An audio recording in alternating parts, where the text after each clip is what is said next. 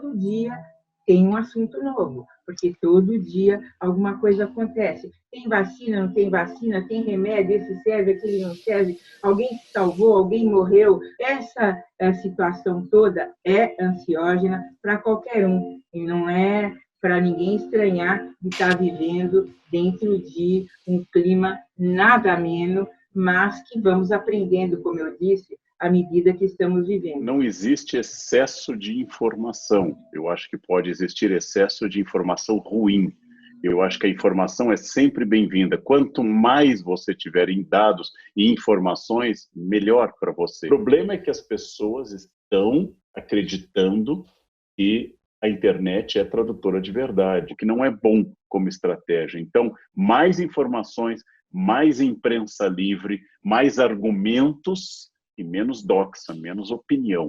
Por exemplo, curvas, por exemplo, procedimentos de proteção, e que eles são relativamente eficazes para a gente combater o medo objetivo. O problema é que a pessoa talvez queira lidar também com os seus fantasmas, com suas angústias, com seus complexos, com as situações limitantes que ela enfrenta com mais informação. E aí a informação se torna contraproducente, ela se torna esse Rivotril aí, que quanto mais você toma, menos eficaz fica e mais desamparado você está, né? Eu acho que as pessoas que têm uma propensão para isso abusam de outras substâncias que não a informação. Por exemplo, fumam o dobro de maconha que fumam normalmente, e isso os torna, às vezes, agitados e paranoides. Então, isso é, aliás, uma recomendação para todos que usam substâncias, é que realmente não é o momento para aumentar a dose. Você precisa introduzir uma coisa prazerosa e nova na sua vida. Ou seja, não pode ser mais do mesmo, mais do que você já gostava de fazer academia, faz mais academia. Essa ideia de que você tem que inventar uma coisa nova, seja uma coisa prazerosa, me parece assim um conselho que eu estou me lembrando assim frequentemente nos meus atendimentos e vendo as pessoas nessa situação tão difícil. Essas pessoas têm que aproveitar para fazer aquilo que elas estão dizendo no Instagram há anos. Família é tudo, eu amo minha família, amo a família que Deus me deu, agora chegou a hora da existência, porque a essência de Sartre é um pouco problemática para você lidar com as pessoas. Se família é tudo, meu filho, você ganhou um presente, você vai ganhar uma imersão familiar. Não é fácil. As experiências de carmelitas, de astronautas, de anacoretas, de tantos estilitas, aqueles que moravam no Alto de Colunas, não incluía filhos. É a chance agora de um experimento social novo. Seja feliz, porque chegou uma chance. Não vai durar para sempre, né?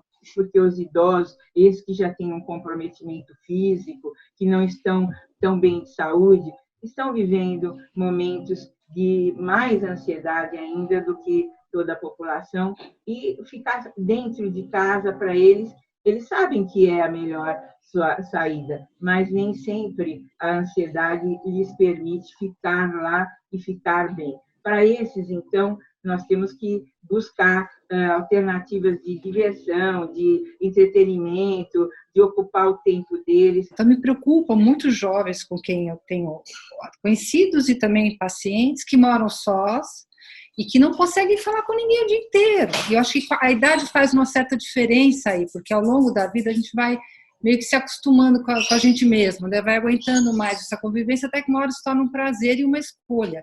Mas para os jovens eu acho um pouco complicado. Assim. Acho que a grande diferença é a qualidade das coisas que você está fazendo. Porque você pode viver a pior solidão que eu já conheci na minha vida, que é a solidão a dois. E você pode estar muito bem sozinho, mas eu não acho que o isolamento produza algo novo. Ele só acirra coisas que você já tinha. Ninguém vai se tornar muito diferente do que já era. Então, trata-se de um processo de autoconhecimento. Entre aqueles que, por exemplo, têm um trabalho, estão sendo expostos a rotinas de trabalho, desconsideram o quão a gente fica cansado quando começa a trabalhar em tela e começar a trabalhar assim por demandas infinitas. Por exemplo, está acontecendo com os professores em São Paulo, né, que de repente tem que fazer um novo curso para amanhã e ainda dar aula. Isso é é ridiculamente insalubre e poucos estão atentando para esse fato, né?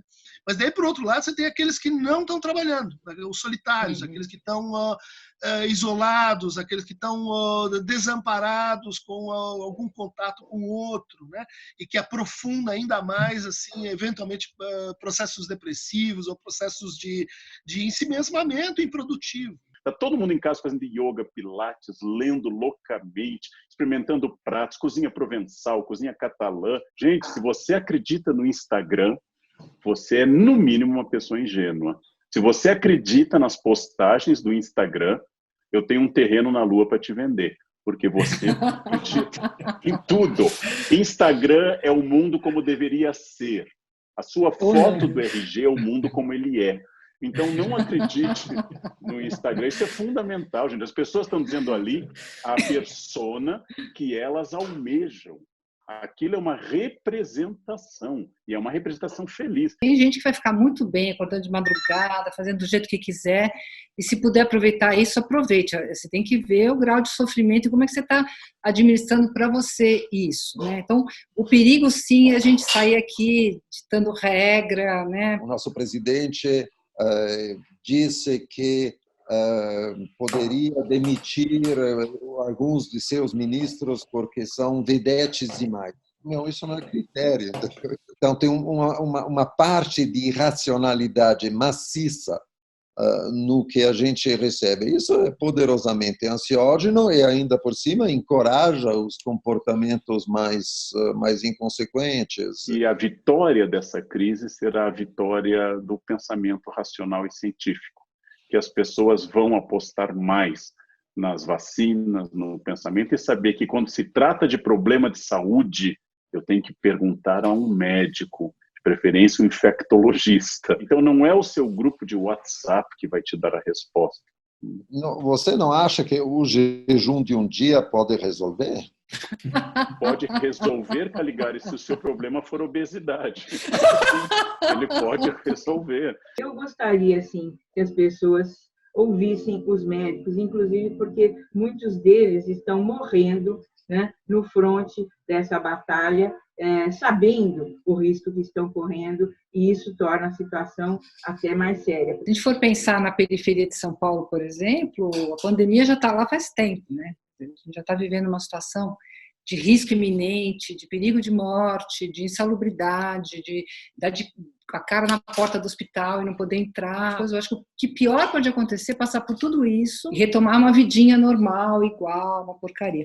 A vida, eu acho que não deve ser igual depois disso. Eu acho que a epidemia desnudou, se ainda fosse necessário isso, a nossa total desigualdade social. O SUS é a tábua de salvação da maioria absoluta do povo brasileiro. Ela mostrou também que nós temos que pensar um pouquinho mais coletivamente. É possível que a gente volte a praticar um tipo de vida um pouquinho mais simples, com níveis de consumo menores, que talvez afetem ainda mais o nosso empobrecimento, mas tudo bem. Talvez a gente possa descobrir que podemos ser um pouco mais pobres e, desculpe, a metáfora é meio ridícula, mas por isso mesmo talvez mais ricos, né?